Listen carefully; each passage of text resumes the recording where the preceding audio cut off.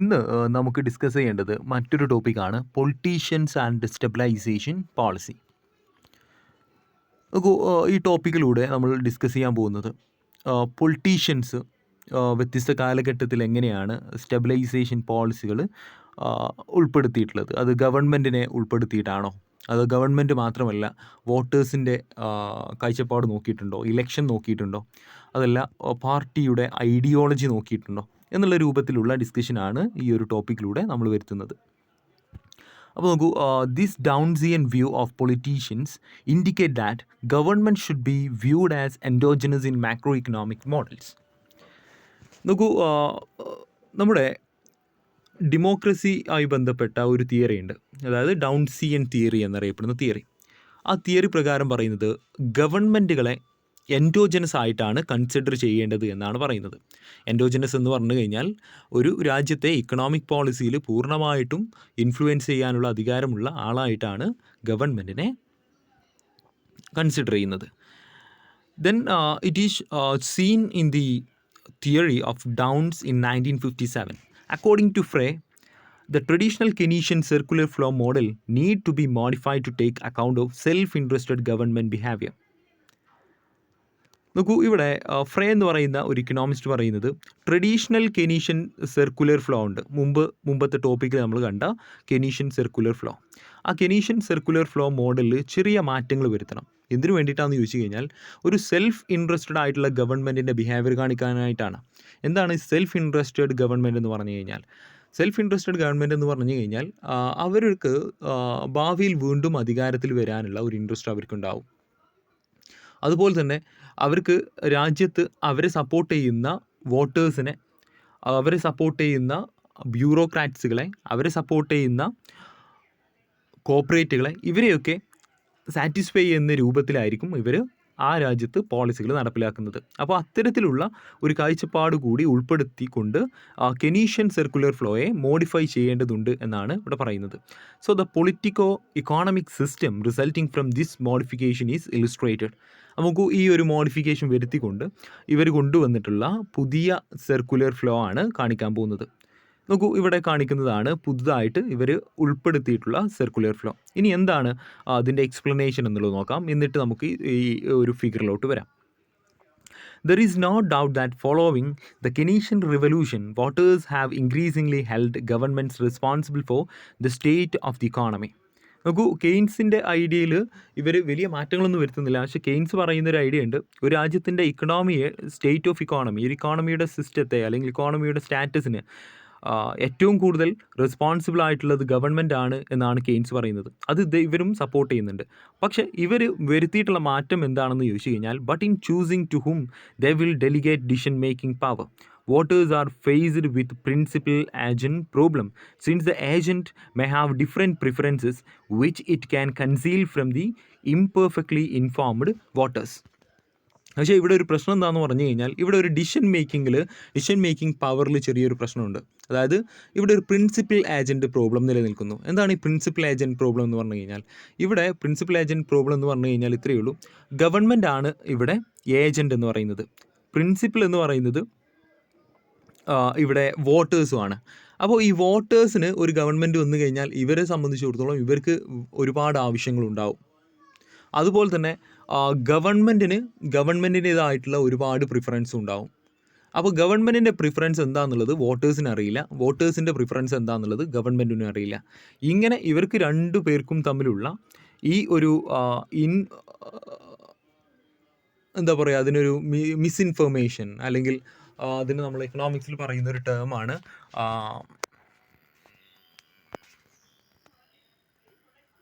Asymmetric information. ഈ asymmetric information ഉണ്ടാവുന്നിടത്തോളം കാലം ആ ഡിസിഷൻ മേക്കിങ്ങിൽ ചെറിയ പ്രശ്നങ്ങൾ നിലനിൽക്കുന്നു എന്നുള്ളതാണ് ഈ ഒരു പോയിന്റിലൂടെ പറയുന്നത്. അപ്പോൾ പറഞ്ഞു ഇത്രയേ ഉള്ളൂ. There is no doubt that the following the Keynesian revolution voters have increasingly held government responsible for the state of the economy, but in choosing to whom they will delegate decision making power, voters are faced with the principal agent problem, since the agent government may have different preferences which it can conceal from the imperfectly informed voter.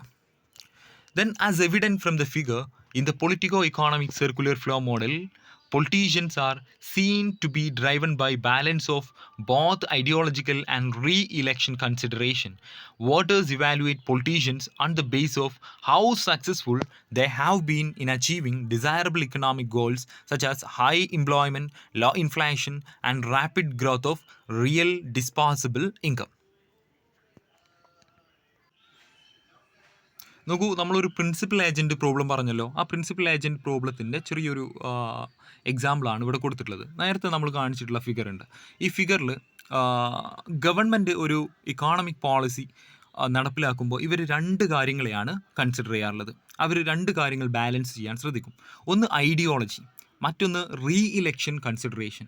ഇവർക്ക് വീണ്ടും അധികാരത്തിൽ വരാനുള്ള കാര്യങ്ങൾ ഇവർ പരിഗണിക്കും. പോരാത്തത് ഇവരുടെ ഐഡിയോളജിയും ഇവർ പരിഗണിക്കാറുണ്ട്. ഈ രണ്ട് കാര്യങ്ങൾ നോക്കിയിട്ടാണ് ഇവർ ഒരു ഇക്കണോമിക് പോളിസി ആ രാജ്യത്ത് നടപ്പിലാക്കാറുള്ളത്.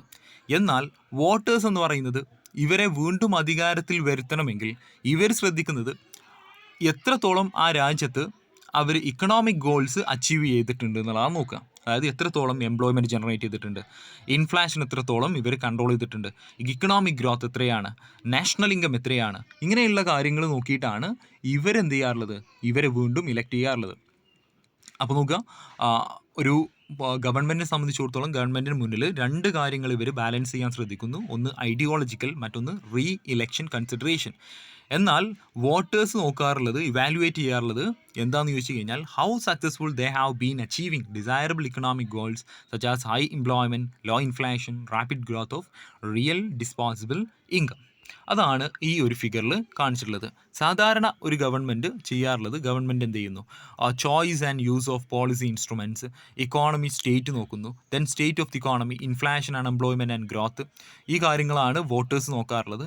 ഈ voters political evaluation by literate, ഇവരെന്ത് ചെയ്യുന്നു, ഈ പൊളിറ്റിക്കൽ ഇവാലുവേഷൻ നടത്തുന്നു. Then incumbent politicians, then reelection prospects, then ഈ റീ ഇലക്ഷൻ കഴിഞ്ഞ് കഴിഞ്ഞാൽ വീണ്ടും ഗവൺമെൻറ് അധികാരത്തിൽ വരുന്നു. ഇവിടെ മറ്റൊരു കാര്യം കൂടി കാണാൻ പറ്റും. പൊളിറ്റിക്കൽ ഇവാലുവേഷൻ കഴിഞ്ഞ് കഴിഞ്ഞാൽ അതിൻ്റെ സൈഡിലോട്ട് ഓപ്പോസിഷൻ പാർട്ടി, ഈ opposition party ideology, then government. അപ്പോൾ നോക്കുക, ഒരു ഗവൺമെൻറ് വീണ്ടും അധികാരത്തിൽ വരണമെങ്കിൽ ഒരു ഇത് മാത്രം നോക്കിയാൽ പോരാ. അതായത് ഇവരുടെ റീ ഇലക്ഷൻ പ്രോസ്പെക്ട്സ് മാത്രം നോക്കിയാൽ പോരാ, ഐഡിയോളജിയെ കൂടി കൺസിഡർ ചെയ്യണം. ഈ ഐഡിയോളജി കൺസിഡർ ചെയ്തിട്ടില്ലെങ്കിൽ ഓപ്പോസിഷൻ പാർട്ടി അധികാരത്തിലോട്ട് കടന്നു വരും. അല്ലെങ്കിൽ അവർ ഇതിനെതിരെയുള്ള ഒരുപാട് കാര്യങ്ങൾ കൊണ്ടുവന്നിട്ട്, അല്ലെങ്കിൽ ഓഫറുകൾ കൊണ്ടുവന്നിട്ട് ഇവർ അധികാരത്തിൽ വരും. ഇവിടെ വോട്ടേഴ്സ് നോക്കിക്കഴിഞ്ഞാൽ വോട്ടേഴ്സ് നോക്കുന്നത് സ്റ്റേറ്റ് ഓഫ് ദി ഇക്കോണമിയാണ്, ഇൻഫ്ലേഷൻ, അൺഎംപ്ലോയ്മെൻറ്റ് ആൻഡ് ഗ്രോത്ത്. ഈ കാര്യങ്ങൾ നോക്കിയിട്ടാണ് വോട്ടേഴ്സ് ഇവരുടെ വീണ്ടും അധികാരത്തിൽ ഇവർ വരണോ വേണ്ടയോ എന്ന് നോക്കുന്നത്. എന്നാൽ ഗവൺമെൻറ്റിന് രണ്ട് കാര്യങ്ങൾ നോക്കേണ്ടതുണ്ട്. ഒന്ന് re election prospects, then other one ideology. Then comes to the next point. The state of the economy in the immediate pre-election period is crucial, and politicians are obviously aware that in order to survive in government, it is preferable to have a buoyant economy. അപ്പോൾ ഇവിടെ പറയുന്നതാണ് the state of the economy in the immediate pre-election period is crucial. നോക്കൂ, ഒരു ഇക്കോണമിയുടെ ഇലക്ഷൻ്റെ തൊട്ട് മുമ്പ് ആ ഇക്കോണമിയുടെ condition എന്താണെന്നുള്ളത് വളരെയധികം ക്രൂഷ്യലാണ്. അതായത് ഒരു ഗവൺമെൻറ്റിനെ സംബന്ധിച്ചിടത്തോളം ഏറ്റവും ക്രൂഷ്യലായിട്ടുള്ള ഒരു സമയം എന്ന് പറയുന്നത് ആ ഇലക്ഷൻ്റെ മുമ്പ് ആ ഇക്കോണമിയുടെ സിറ്റുവേഷൻ എന്താണെന്നുള്ളതാണ്. അതുകൊണ്ട് തന്നെ politicians are obviously aware that in order to survive in government it is preferable to have a buoyant economy. ആ ഗവൺമെൻറ് സർവൈവ് ചെയ്യണമെങ്കിൽ, വീണ്ടും അധികാരത്തിൽ വരണമെങ്കിൽ അവർക്ക് ഒരു ബയോയൻ്റ് ആയിട്ടുള്ള ഒരു ഇക്കോണമി ഉണ്ടായിരിക്കണം. അപ്പോൾ അവർ ആ ബയോയൻ്റ് ആയിട്ടുള്ള ഇക്കോണമി ക്രിയേറ്റ് ചെയ്യാനാണ് ശ്രദ്ധിക്കുക. അതായത് അൺഎംപ്ലോയ്മെൻറ്റ് കുറഞ്ഞിട്ട്, ഇൻഫ്ലേഷൻ കുറഞ്ഞിട്ടൊക്കെയുള്ള ഇക്കണോമിക് ഗ്രോത്ത് കൂടുതലായിട്ട് കാണുന്ന ഒരു ഇക്കോണമിയെ കാണിക്കാനാണ് ഇവരെപ്പോഴും ശ്രദ്ധിക്കാറുള്ളത്. Then if economic conditions are unfavourable, ഇനി സപ്പോസ് ഇക്കണോമിക് കണ്ടീഷൻസ് ഇലക്ഷൻ്റെ മുമ്പ് അൺഫേവറബിൾ ആണെന്ന് നോക്കുക, എന്ത് സംഭവിക്കുമെന്നുള്ളത് നോക്കൂ. Voters may well choose to elect the opposition party and the incumbents lose office. Voters ആണെങ്കിൽ ഈ ഇക്കണോമിക് കണ്ടീഷൻസ് അൺഫേവറബിൾ ആണെങ്കിൽ വോട്ടേഴ്സ് ഓപ്പോസിഷൻ പാർട്ടിയെ ഇലക്ട് ചെയ്യും. നിലവിലുള്ള ഗവൺമെൻറ്റിന് അവരുടെ അധികാരം നഷ്ടപ്പെടുകയും ചെയ്യും. Meanwhile the opposition party makes attractive promises to the electorate. Opposition party ഈ ഇക്കണോമിക് കണ്ടീഷൻ അൺഫേവറബിൾ ആവുന്ന സമയത്ത് ഓപ്പോസിഷൻ പാർട്ടീസ് വലിയ ഓഫർ കൊടുക്കും. ഈ വലിയ ഓഫറാണ് വീണ്ടും ഇവരെ ഈ ഓപ്പോസിഷൻ പാർട്ടിയെ അധികാരത്തിലോട്ട് കൊണ്ടുവരുന്നത്. Hence, economic conditions influence election result and the incentive to get elected directly influences the choice and use of macroeconomic policies. അപ്പോൾ ഇവിടെ പറഞ്ഞു വരുന്നത് ഇത്രയേ ഉള്ളൂ. ഇലക്ഷൻ റിസൾട്ടിനെ ഏറ്റവും കൂടുതൽ ഇൻഫ്ലുവൻസ് ചെയ്യുന്ന ഒരു സംഭവമാണ് ഇക്കണോമിക് കണ്ടീഷൻസ്. ഈ ഇക്കണോമിക് കണ്ടീഷൻസ് എങ്ങനെ ഉണ്ടാകുന്നു എന്ന് ചോദിച്ചു കഴിഞ്ഞാൽ, ആ രാജ്യത്ത് നടപ്പിലാക്കുന്ന മാക്രോ ഇക്കണോമിക് പോളിസികളുണ്ട്, അതിൻ്റെ ചോയ്സ്, അതിൻ്റെ യൂസ്, ഇതാണ് ഏറ്റവും കൂടുതൽ ഈ ഇലക്ട്രേറ്റുകളെ അല്ലെങ്കിൽ വോട്ടേഴ്സിനെ ഇൻഫ്ലുവൻസ് ചെയ്യുന്നത്. ആ പോളിസിയുടെ അടിസ്ഥാനത്തിലായിരിക്കും ഇവർ രാജ്യത്തിൻ്റെ ഇക്കണോമിയുടെ കണ്ടീഷൻസ് വരുന്നതും അതിന് അനുസൃതമായിട്ടാണ് വോട്ടേഴ്സ് വോട്ടുകൾ കൊടുക്കുന്നതും വീണ്ടും ആ ഗവൺമെൻറ് അധികാരത്തിൽ വരുന്നതും. Then politicians are also driven by partisan consideration, but ideological programs cannot be implemented unless the parties first of all win or maintain power. നോക്കൂ, പൊളിറ്റീഷ്യൻസ് എപ്പോഴും ഒരു പാർട്ടീഷൻ കൺസിഡറേഷൻ വരുത്താറുണ്ട്. എന്താണ് പാർട്ടീഷൻ കൺസിഡറേഷൻ? പാർട്ടീഷൻ കൺസിഡറേഷൻ എന്ന് പറഞ്ഞു കഴിഞ്ഞാൽ government വോട്ടേഴ്സിൻ്റെ ആവശ്യങ്ങൾ നോക്കും, അവിടെയുള്ള ക്യാപിറ്റലിസ്റ്റുകളുടെ ആവശ്യങ്ങൾ നോക്കും, അതിനനുസരിച്ചിട്ട് ഇക്കണോമിക് ആക്ടിവിറ്റിയിൽ വേരിയേഷൻസ് വരുത്തും. അത്തരത്തിലുള്ള ഗവൺമെൻറ്റാണ് പാർട്ടീഷൻ ഗവൺമെൻറ് അല്ലെങ്കിൽ പാർട്ടീഷൻ കൺസിഡറേഷൻ എന്ന് പറയുന്നത്. അപ്പോൾ ഇവർ ഒരിക്കലും ഒരു ഗവൺമെൻറ് അവരുടെ ഐഡിയോളജി നടപ്പിലാക്കാൻ പെട്ടെന്ന് നോക്കൂല. ഒരു ഗവൺമെൻറ്റിൻ്റെ ഐഡിയോളജി അല്ലെങ്കിൽ ഗവൺമെൻറ്റിൻ്റെ ലക്ഷ്യം അല്ലെങ്കിൽ ഒരു പാർട്ടിയുടെ ലക്ഷ്യം അവർ നടപ്പിലാക്കണമെങ്കിൽ അവരാദ്യം ശ്രദ്ധിക്കുന്നത് അവരുടെ അധികാരം നിലനിർത്തുക എന്നുള്ളതാണ്. So here they state that ideological programs cannot be implemented unless parties first of all win or maintain power. അധികാരം നിലനിർത്തുകയോ അല്ലെങ്കിൽ വീണ്ടും അധികാരത്തിൽ വിജയിച്ചു വരികയോ ചെയ്യാതെ ഇവരെന്ത് ചെയ്യാറില്ല, അവരുടെ ഐഡിയോളജിക്കൽ പ്രോഗ്രാംസ് നടപ്പിലാക്കാറില്ല എന്നുള്ളതാണ് ഈ ഒരു പോയിന്റിലൂടെ പറയുന്നത്. Then during the past 25 years, a considerable amount of empirical work has been undertaken to test the importance of key macroeconomic variables. For example, inflation, unemployment, and the growth of disposable income for the popularity of government. ഇവിടെ പറയുന്നത് കഴിഞ്ഞ 25 വർഷത്തെ inflation, unemployment, growth of disposable income എന്നീ പറയുന്ന macro economic വേരിയബിൾസിനെ പറ്റിയിട്ട് ഒരു എംഫിരിക്കൽ study നടത്തുന്നു. എത്രത്തോളം ഒരു ഗവൺമെൻറ്റിന് പോപ്പുലാരിറ്റി ഉണ്ടാവുന്നു എന്നുള്ളത്. അതായത് ഇൻഫ്ലേഷൻ, ഈ പറഞ്ഞ മാക്രോ ഇക്കണോമിക് വേരിയബിൾസ് ഉണ്ട്, ഈ മാക്രോ ഇക്കണോമിക് വേരിയബിൾസ് കൂട്ടുകയോ കുറയ്ക്കുകയോ ചെയ്തുകൊണ്ട് എത്രത്തോളം ആ ഗവൺമെൻറ് പോപ്പുലാരിറ്റി നേടുന്നു എന്നുള്ളതാണ് ഈ പറഞ്ഞ ഈ ഒരു പോയിന്റിലൂടെ കാണിക്കുന്നത്. നോക്കൂ, this walk indicate that such macro economic variables are statistically significant and have important influence on election outcomes. ഈ പഠനത്തിൽ ഇവർ കണ്ടെത്തുന്നത് നേരത്തെ പറഞ്ഞ മാക്രോ ഇക്കണോമിക് വേരിയബിൾസ് ആയിട്ടുള്ള ഇൻഫ്ലേഷൻ, അൺഎംപ്ലോയ്മെൻറ്റ്, അതുപോലെ തന്നെ നാഷണൽ ഇൻകം, ഈ കാര്യങ്ങൾ ഒരു രാജ്യത്ത് ഇലക്ഷൻ ഔട്ട്കത്തിനെ കൂടുതലായിട്ടും ഇൻഫ്ലുവൻസ് ചെയ്യുന്നുണ്ട്. ഈ പഠനം നടത്തിയിട്ടുള്ളത് 1971 Kramer, then Tufte in 1975-78, then Mosley in 1978, Fair in 1988, then Frey in 1988. ഇങ്ങനെ പറയുന്ന ഈ പറഞ്ഞ എക്കണോമിസ്റ്റുകളൊക്കെ പഠനം നടത്തിയിട്ട് ഇവർ കണ്ടെത്തിയതാണ് ഈ മാക്രോ ഇക്കണോമിക് വേരിയബിൾസ് ഇലക്ഷൻ ഔട്ട്കത്തിനെ കൂടുതലായിട്ടും ഇൻഫ്ലുവൻസ് ചെയ്യുന്നുണ്ട്. Given that incumbent politicians occupy a position similar to that of the monopolist with respect to the supply of policies, and it is hardly surprising that they may often succumb to temptation and use of discretionary policies in order to maximize their re-election prospects. ഇവർ പറയുന്നതാണ്, ഇങ്ങനെ ഈ macro economic വേരിയബിൾസിനെ consider ചെയ്തുകൊണ്ട് അത് നല്ല രീതിയിൽ കൊണ്ടു നടക്കുന്ന ഗവൺമെൻറ് ഒരു മൊണോപ്പൊളി പോലെയാണ് ലോകത്ത് നിലനിൽക്കാറുള്ളത് എന്നുള്ളതാണ് പറയുന്നത്. അതായത് അവരെ അധികാരത്തിൽ നിന്ന് പുറത്ത് കളയാൻ ഒരിക്കലും സാധിക്കാറില്ല. And it is hardly surprising that they may often succumb to temptation and use of discretionary policies in order to maximize their re-election prospects. ഇവരെപ്പോഴും ചെയ്യാറുള്ളത് അവരുടെ റീഇലക്ഷൻ പ്രോസ്പെക്ട്സ്, അവരുടെ റീഇലക്ഷനിൽ അവരുടെ പ്രതീക്ഷ വർദ്ധിപ്പിക്കാൻ വേണ്ടിയിട്ട് ഇവരെപ്പോഴും ഡിസ്ക്രിഷണറി പോളിസികളും സർപ്രൈസിങ് പോളിസികളൊക്കെ ഇവർ പ്രഖ്യാപിക്കാറുണ്ട്. ഇപ്പോൾ ഒരു എക്സാമ്പിൾ പറയുകയാണെങ്കിൽ, നമ്മുടെ രാജ്യത്ത് UPA ഗവൺമെൻറ് ഉണ്ടായിരുന്നു, കോൺഗ്രസ് നേതൃത്വം നൽകുന്ന UPA ഗവൺമെൻറ്. ഈ UPA ഗവൺമെൻറ് ആദ്യം UPA സർക്കാർ വരുന്നുണ്ട്, പിന്നീട് രണ്ടാമത് വീണ്ടും ആ UPA സർക്കാർ 2009 ശേഷം നിലവിൽ വരാനുള്ള ഒരു കാരണമെന്ന് പറയുന്നത് അവർ നടപ്പിലാക്കിയിട്ടുള്ള ഒരു പോളിസി ആയിരുന്നു. ആ പോളിസിയാണ് തൊഴിലുറപ്പ് പദ്ധതി. ഈ തൊഴിലുറപ്പ് പദ്ധതി പ്രഖ്യാപിച്ചതോട് കൂടിയിട്ട് നമ്മുടെ റൂറൽ മേഖലയിലുള്ള ആളുകളുടെ തൊഴിലില്ലായ്മ വലിയ രീതിയിൽ കുറഞ്ഞു. ഇതാണ് പിന്നീട് വോട്ടായിട്ട് മാറിയതും ഈ വോട്ടാണ് പിന്നീട് വീണ്ടും ഇവരെ അധികാരത്തിലോട്ട് കൊണ്ടുവന്നതും. അപ്പോൾ ഇങ്ങനെ ഈ മാക്രോ ഇക്കണോമിക് വേരിയബിൾസിനെ കുറക്കാൻ നോക്കിക്കഴിഞ്ഞാൽ അതുമായി ബന്ധപ്പെട്ട് ഇവർക്ക് വീണ്ടും അധികാരത്തിൽ വരാൻ പറ്റും എന്നുള്ളതിനുള്ള ഒരു എക്സാമ്പിൾ കൂടിയാണത്. ഇത് ഇവിടെ പറയുന്നത് ഇവർ എന്ത് ചെയ്തിട്ടുണ്ട്, ഒരുപാട് പഠനങ്ങൾ നടത്തിയിട്ടുണ്ട്. ഈ പഠനങ്ങളിലൊക്കെ ഇവർ തെളിയിച്ചതാണ് ഈ മാക്രോ ഇക്കണോമിക് വേരിയബിൾസിന് ഇലക്ഷൻ ഔട്ട്കംസിനെ ഇൻഫ്ലുവൻസ് ചെയ്യാൻ വലിയ റോളുണ്ട്, അല്ലെങ്കിൽ വലിയ അധികാരമുണ്ട് എന്നുള്ളതാണ് ഇവർ കണ്ടെത്തുന്നത്. Then during the past 20 years or so, economists have produced a rich array of politico-economic models which incorporate many of these considerations. അപ്പോൾ കഴിഞ്ഞ 20 വർഷത്തെ പഠനം നോക്കിക്കഴിഞ്ഞാൽ മനസ്സിലാക്കുന്നത് ഇക്കണോമിസ്റ്റുകൾ ഈ പൊളിറ്റിക്കോ ഇക്കോണമിക് മോഡൽസ് വലിയ രീതിയിൽ ഇവരെന്ത് ചെയ്യുന്നുണ്ട്, പ്രൊഡ്യൂസ് ചെയ്യുന്നുണ്ട്. അതായത് ഈ ഇലക്ഷനും അതുപോലെ തന്നെ ഇക്കണോമിക് കണ്ടീഷനും ഉള്ള, അല്ലെങ്കിൽ അത് രണ്ടും കൂട്ടിച്ചേർത്തിട്ടുള്ള മോഡലുകൾ ഇവർ ഡെവലപ്പ് ചെയ്യുന്നുണ്ട്. Then the interdependence between the economy and polity is now a well-established area of research for economists interested in identifying the underlying causes of aggregate instability.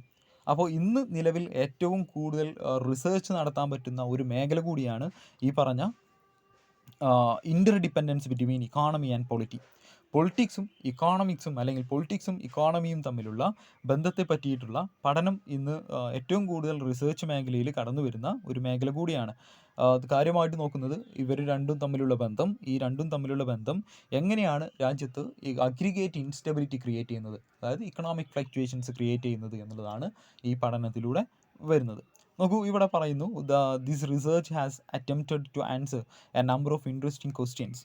ഇപ്പോൾ നിലവിൽ ഈ മേഖലയിൽ നടക്കുന്ന റിസർച്ചുകളിലൊക്കെ ഈ പറഞ്ഞ ചോദ്യങ്ങൾക്കാണ് ഉത്തരം കണ്ടെത്താൻ ശ്രമിക്കുന്നത്. How important are economic factors in influencing voters choice? Economic factors എത്രത്തോളം വോട്ടേഴ്സിൻ്റെ ചോയ്സിനെ ഇൻഫ്ലുവൻസ് ചെയ്യുന്നുണ്ട്, അതാണ് ഒരു റിസർച്ച് മേഖല. മറ്റൊന്ന്, do opportunistic politicians manipulate the economy for political profit? Political പ്രോഫിറ്റിന് വേണ്ടിയിട്ട് ഇക്കോണമിക് കണ്ടീഷൻസിനെ, ഇക്കോണമിക് പോളിസികളെ മാനിപ്പുലേറ്റ് ചെയ്യാറുണ്ടോ എന്നുള്ളതാണ് മറ്റൊരു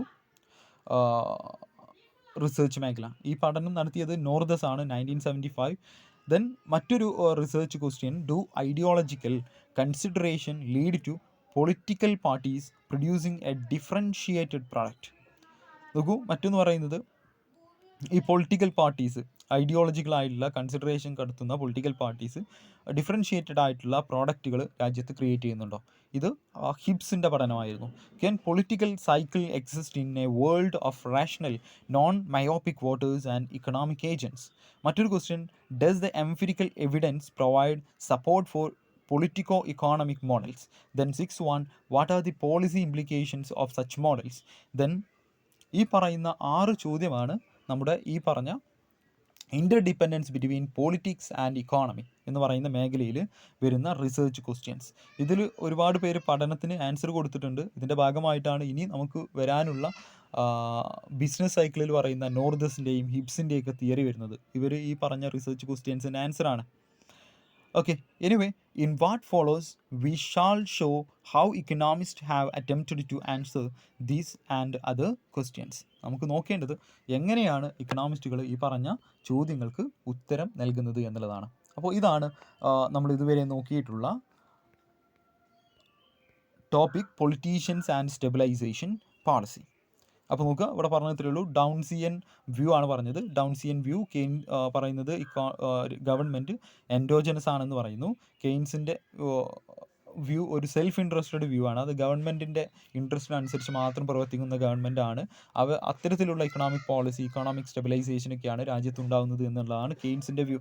പക്ഷേ ഇവിടെ ഡൗൺസിയൻ വ്യൂവിൽ ഇവരെന്ത് ചെയ്യുന്നു, കെയ്ൻസിൻ്റെ സർക്കുലർ ഫ്ലോ മോഡൽസിൽ ചെറിയൊരു മാറ്റം വരുത്തുന്നു.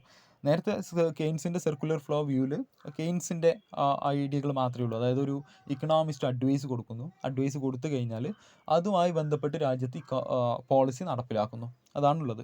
പക്ഷേ ഇവിടെ ഇവർ 2 കാര്യം കൂടി കൂട്ടിച്ചേർത്തപ്പെട്ടു. അതായത് ഒരു രാജ്യത്ത് ഒരു ഗവൺമെൻറ് ഇക്കണോമിക് പോളിസി നടപ്പിലാക്കുമ്പോൾ 2 കാര്യങ്ങൾ ഇവർ കൺസിഡർ ചെയ്യാറുണ്ട് എന്നുള്ളതാണ് ഇവരുടെ വാദം. ഇവർ പറയുന്നത് റീ ഇലക്ഷൻ, അത് തന്നെ ഐഡിയോളജി, ഈ 2 കാര്യങ്ങളെ ഇവരെന്ത് ചെയ്യാറുണ്ട്, കൺസിഡർ ചെയ്യാറുണ്ട്.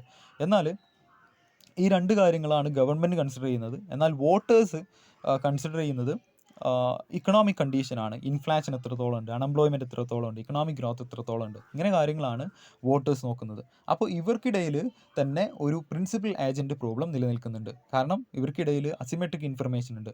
ഒരാൾക്ക് ഒരു വ്യൂ ആണ്, അവരുടെ ആവശ്യം മറ്റൊന്നാണ്. ഗവൺമെൻറ്റിൻ്റെ ആവശ്യം റീ ഇലക്ഷനാണ്, അതുപോലെ തന്നെ ഐഡിയോളജി നടപ്പിലാക്കുക എന്നുള്ളതാണ്. എന്നാൽ വോട്ടേഴ്സിൻ്റെ ആവശ്യം അതല്ല. വോട്ടേഴ്സിൻ്റെ ആവശ്യം രാജ്യത്ത് ഇൻഫ്ലേഷൻ കുറയണം, അൺഎംപ്ലോയ്മെൻറ്റ് കുറയണം, ഗ്രോത്ത് റേറ്റ് കൂടണം. ഈ കാര്യമാണ് ഗവൺമെൻറ് ശ്രദ്ധിക്കുന്നത്. അപ്പോൾ ഇവർക്കിടയിൽ തന്നെ ഒരു പ്രിൻസിപ്പൽ ഏജൻറ്റ് പ്രോബ്ലം നിലനിൽക്കുന്നുണ്ട് എന്നുള്ളതാണ് പറയുന്നത്.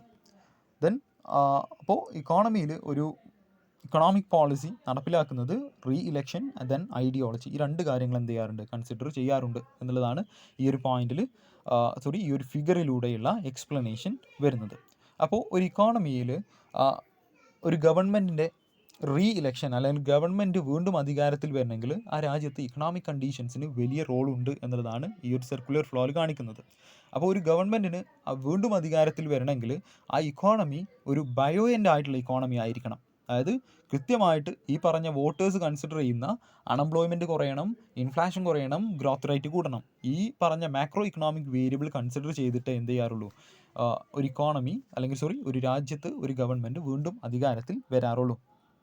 അപ്പോൾ ഒരുപാട് പഠനങ്ങൾ നടക്കുന്നുണ്ട്. ആ പഠനങ്ങളിലൊക്കെ കണ്ടെത്തുന്നത് ഈ മാക്രോ ഇക്കണോമിക് വേരിയബിൾസ് ആണ് ഒരു രാജ്യത്ത് ഗവൺമെൻറ്റിൻ്റെ സ്റ്റെബിലിറ്റിയെ തീരുമാനിക്കുന്നത്, അല്ലെങ്കിൽ ഒരു ഗവൺമെൻറ് വീണ്ടും അധികാരത്തിൽ വരണോ വേണ്ടയോ എന്ന് തീരുമാനിക്കുന്നത് എന്നാണ് കണ്ടെത്തുന്നത്. പോരാത്തത് ഇവർ മറ്റൊരു കാര്യം കൂടി കണ്ടെത്തുന്നു. ഒരു ഗവൺമെൻറ്റും ഐഡിയോളജി പെട്ടെന്ന് നടപ്പിലാക്കില്ല. കാരണം ഒരു ഐഡിയോളജി, ആ ഒരു പാർട്ടിയുടെ ഐഡിയോളജി അല്ലെങ്കിൽ ഒരു ഗവൺമെൻറ്റിൻ്റെ ഐഡിയോളജി അവർ നടപ്പിലാക്കുന്നത് എപ്പോഴും ആ ഒരു ഗവൺമെൻറ് ഒരു സ്റ്റെബിലിറ്റി കീപ്പ് ചെയ്തതിന് ശേഷമാണ്. അതായത് വീണ്ടും അധികാരത്തിൽ വന്നതിന് ശേഷമാണ് അവരുടെ ഐഡിയോളജി അവർ നടപ്പിലാക്കാൻ ശ്രദ്ധിക്കാറുള്ളത്. പോരാത്തത് ഇവർ ഇലക്ഷൻ സമയമാകുമ്പോഴേക്ക് ഇക്കണോമിക് കണ്ടീഷൻസിനെ ഇമ്പ്രൂവ് ചെയ്യും. അപ്പോൾ ഈ ഇലക്ഷൻ്റെ തൊട്ട് മുമ്പ് ആ രാജ്യത്തെ മാക്രോ ഇക്കണോമിക് വേരിയബിൾസ് എങ്ങനെയാണോ നിലനിൽക്കുന്നത് അതാണ് പിന്നീട് വോട്ടായിട്ട് മാറുന്നത് എന്നാണ് ഈ പറഞ്ഞ പല പഠനങ്ങളിലും കണ്ടെത്തുന്നത്. അപ്പോൾ ഇതിൽ പല പഠനങ്ങളും പറഞ്ഞു. അതാണ് കഴിഞ്ഞ 25 വർഷത്തെ പഠനം നോക്കുമ്പോൾ മാക്രോ ഇക്കണോമിക് വേരിയബിൾസ് ആണ് ഏറ്റവും കൂടുതൽ വോട്ടേഴ്സ് നോക്കുന്നതും ആ മാക്രോ ഇക്കണോമിക് വേരിയബിൾസ് നല്ല രീതിയിൽ കൊണ്ടു നടക്കുന്ന ഗവൺമെൻറ് ആണ് പോപ്പുലർ ഗവൺമെൻറ് ആയിട്ട് മാറിയിട്ടുള്ളതും. ഇവർ പറയുന്നത് വീണ്ടും ഇങ്ങനെ ഈ പറഞ്ഞ മാക്രോ ഇക്കണോമിക് വേരിയബിൾസിനെയൊക്കെ ഈ സ്റ്റെബിലൈസ് ചെയ്തുകൊണ്ട് നിലനിൽക്കുന്ന ഗവൺമെൻറ് ഒരു മൊണോപ്പൊളി ഗവൺമെൻറ് പോലെയാണ്, ഒരു മൊണോപ്പൊളിയെ പോലെയാണ് വളർന്നു വരാറുള്ളത് എന്നുള്ളതാണ് മറ്റൊന്ന് പറഞ്ഞിട്ടുള്ളത്. ദെൻ അവസാനമായിട്ട് പറഞ്ഞത് ഇപ്പോൾ നിലവിൽ ലോകത്ത് ഇക്കണോമിക്സിൽ തന്നെ ഏറ്റവും കൂടുതൽ പഠനം നടക്കുന്ന ഒരു മേഖലയാണ് interdependence between economy and polity. ഈ മേഖലയിലാണ് വലിയ രീതിയിലുള്ള പഠനങ്ങൾ നടക്കുന്നത്. ഈ മേഖലയിൽ റിസർച്ചിൽ പഠനം നടക്കുന്നത് ഈ പറഞ്ഞ 6 ചോദ്യങ്ങൾക്കുള്ള ഉത്തരം നൽകാൻ വേണ്ടിയിട്ട് കൂടിയാണ് എന്നുള്ളതാണ് ഈ ഒരു ടോപ്പിക്കിലൂടെയുള്ള ഡിസ്കഷനിൽ നമ്മൾ അറിഞ്ഞിരിക്കേണ്ടത്. ഓക്കെ, ഈ മേഖലയിൽ എന്തെങ്കിലും സംശയങ്ങളുണ്ടെങ്കിൽ നിങ്ങൾക്ക് ചോദിക്കാവുന്നതാണ്. ഇത് ഏകദേശം ഒരു ഓടിച്ച് പറഞ്ഞതാണ്. അപ്പോൾ നിങ്ങളിത് വായിച്ച് നോക്കണം. വായിച്ച് നോക്കിയിട്ട് ഇതിൻ്റെ നോട്ട് പ്രിപ്പയർ ചെയ്യുക. ആ നോട്ട് പ്രിപ്പയർ ചെയ്യുമ്പോൾ ഒന്നും കൂടി ഈ കാര്യങ്ങൾ ക്ലിയർ ആവും. Anyway, thank you.